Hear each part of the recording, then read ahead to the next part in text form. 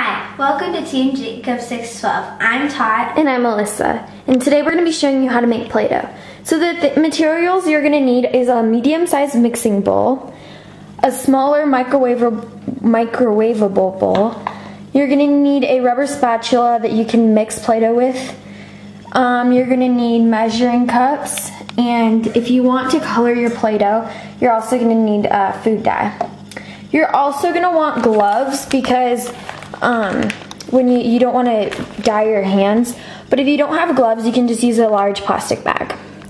So first step is to pour the 1/4 cup of salt into the large mixing bowl. And make sure to pour all of it. Then you're going to pour the 1/4 or the 1 cup of flour into it.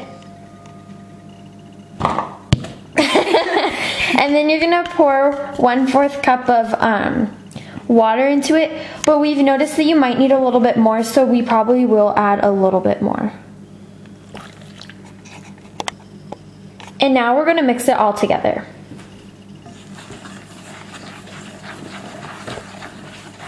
So you're going to mix until it is completely mixed together where you have barely any water.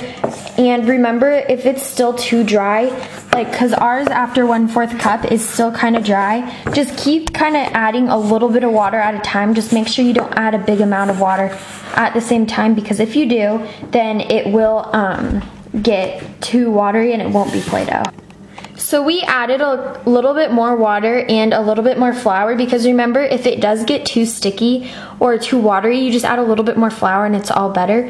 So now, since it's pretty much Play-Doh, we are going to put it back in the bowl, and we're going to add 6 to 8 drops of food coloring, but it all depends on how you want it to look.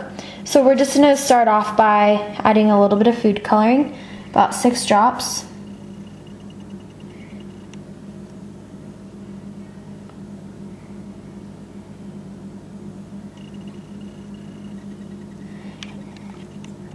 So after that, you're just gonna put it in a bag, turn it up, or flip it inside out, and you're just gonna mix it. And you might need a little bit more food coloring. It all depends on how much Play-Doh you have and how strong you want it and stuff. But it's okay if it looks a little tie-dye, because later on you're gonna be able to get it to be one color. So we're just gonna mix it until we think that it's purple enough. Okay, so now we've taken our Play-Doh out of the bag that it was in, because it is pretty purple. So now we're gonna put it into the microwave for 5 to 10 seconds. So we're gonna do 5 seconds at first.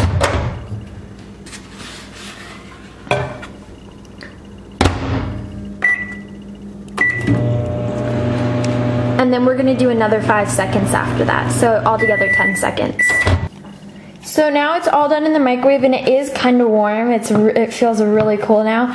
But before it dries up, you're going to want to take it out of the bowl so it doesn't get too sticky and stick to the bowl.